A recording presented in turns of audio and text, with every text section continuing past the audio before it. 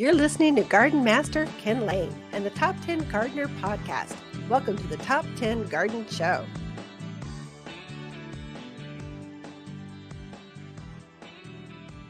And we're back with Lisa Waters Lane in the studio. She comes each week with your garden questions. What are your neighbors asking, talking, thinking? And so we can glean a lot. In fact, the garden classes each Saturday, I kind of hang out until some folks are kind of more a little on the shy side. They won't ask a question. Others dominate the whole conversation. So there's this pot of people around me right after class gets done.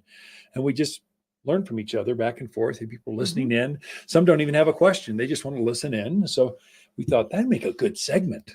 We should just glean off the best questions and share them. So Lisa, welcome to the studio. Thank you. It's good to be here. What kind of garden questions do we have? Sure. So our first question is from Patrick. He lives out in the Dewey-Humboldt area. And his basic question is there any shade tree that will survive only on rainwater? Oh, okay. So Patrick, good. Yeah, you've got some native ones out there. Shade trees, though. You see, big trees need big roots, which need big water, which mean big foods, which means they're big. Everything's big about them, and they grow so fast. The native one that grows out in that area gets about 15 to just shy of 20 feet is desert willow. That's a wild one. Just on the side of the road, you'll see wild. It grows kind of shrubby looking, so multi-stemmed. You could grow it as a single trunk as well, and then force it a little bit of training. Be about a 15-foot shade tree. A true shade tree I always think of as 30, 50 feet or more. Taller. Those, your hardiest varieties, hardiest of all of them, I would say of all the kind of true shade trees would be locusts. Yeah. So there's a golden locust or honey locust sometimes. Now be careful with your locust, because if you don't get a named variety, a hybridized one, they have huge bean pods on them. Yeah. The golden locust, we've bred that bean pod out of it. And so now it just has this glorious gold color in the spring, turns to green, nice umbrella shape, a true shade tree, takes that wind. And then its fall colors gold again. Then it's deciduous. That it'll lose its leaves in the winter. It's about to probably take off first part of April, I guess, would be a time it would start to leaf out. Depends on the weather. In Dewey, you'd be a few days ahead of it. But locust, probably the hardiest of all of them.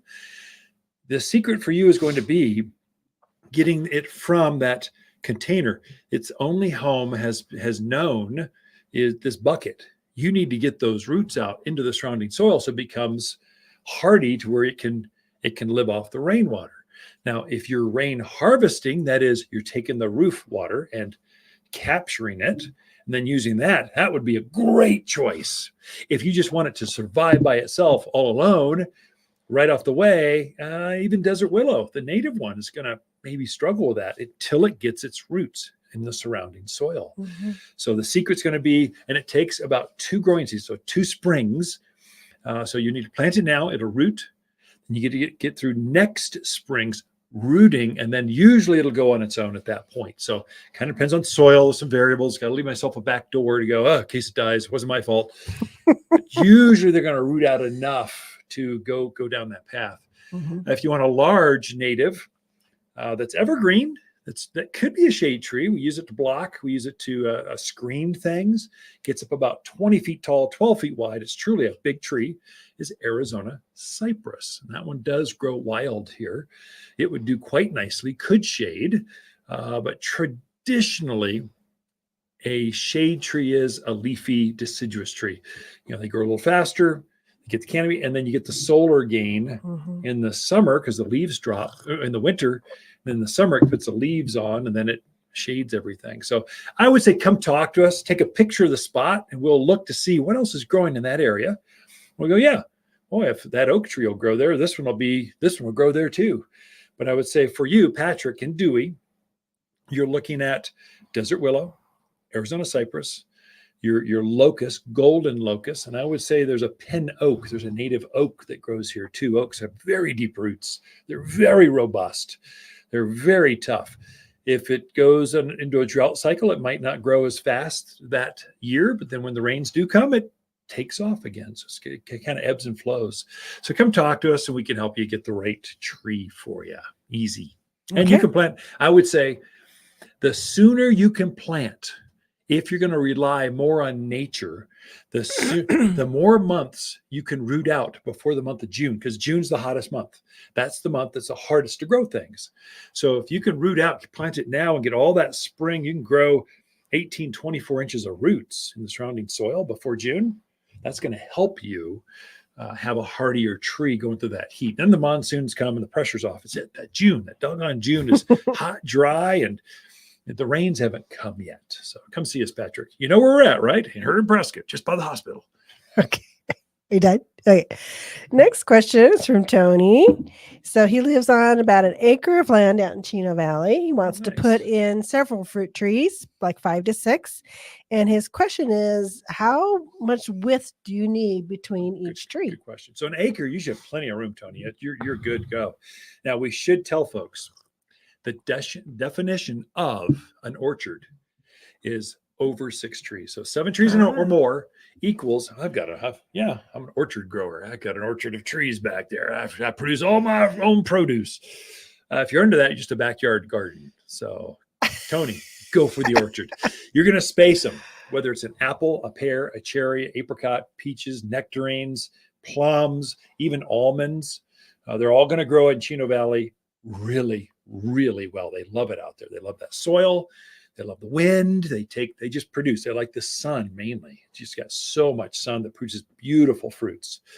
You're gonna probably at the minimum about 15 feet up to 20 feet, somewhere in there. So I'd say 20 feet in between for standard size fruit trees. If you're going semi-dwarf, you can cheat that down to 15, maybe 14, somewhere in there, unless you're going to commit to pruning heavily every year. So we've had some of ours, we've planted every 8 feet, and we just knew we'd let the canopy get up to size and we would cut it back every year, not let it get larger than that.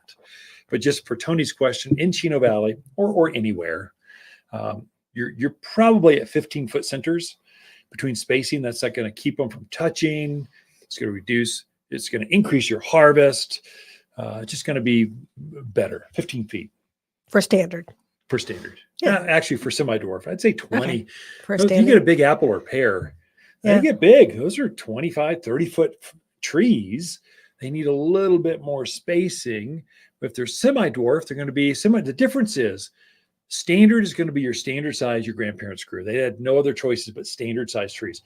Then we introduced semi-dwarf. So we're grafting onto a different kind of rootstock that controls how big that plant gets. So we'll take that Bartlett pear. There's a standard that gets 30 feet tall, and then we'll graft it to a different rootstock. Now we have a semi-dwarf Bartlett pear. Same exact fruit. The tree, the structure changes. And so that's going to typically be about 20, 25% shorter than a standard tree. It's still a large tree, still big, but it's more manageable to pick the fruit with a fruit picker. You don't never need a ladder with a semi-dwarf. You do with the standard if you let it go. Then you've got genetic dwarf. Yeah. These are truly, truly pint-sized trees. They are tiny. Now, genetic dwarf, the fruit, so a peach tree, it's the same size peach. The fruit is not shrunk down, just the format of the foliage, the size of that tree is shrunk down. So you got standard, semi-dwarf, and genetic dwarf. Genetics we typically use in containers, cutesy flower beds, or kind of an accent piece. So there we go. We're out of time just like that. We are out of time. Ken and Lisa Lain, the Mountain Gardeners. Garden companions of February are peony, Calgary carpet juniper, pinyon pines, and lily of the valley. You're listening to Ken Lain, a.k.a. the Top 10 Gardener. Ken can be found throughout the week in Prescott at Waters Family Garden Center. Listen daily as he answers the top 10 questions of the week, streaming on Apple, Google, Spotify, or wherever you download your podcasts.